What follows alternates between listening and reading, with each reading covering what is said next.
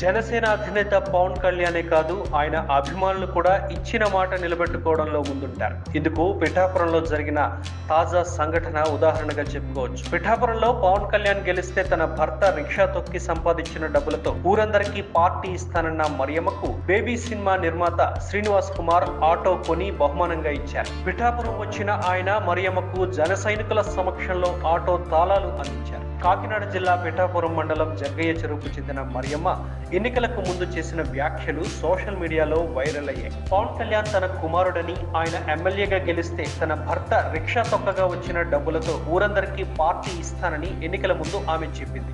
ఈ క్రమంలో నిర్మాత శ్రీనివాస్ కుమార్ ఆమె మాటలకు చలించిపోయారు. పవన్ కు పెద్ద అభిమాని అయిన ఆయన పిఠాపురం నుంచి పవన్ గెలిస్తే మరియమ్మకు ఆటో కొనిస్తానని అప్పట్లో ప్రకటించారు. పవన్ గెలవడంతో ఇచ్చిన మాట ప్రకారం ఆయన మరియమ్మకు ఆటోను బహుమతిగా అందించారు. ఆ తరువాత ఆమెను ఆటోలో ఎక్కించుకుని కొంత దూరం స్వయంగా ఆటోను నడిపారు.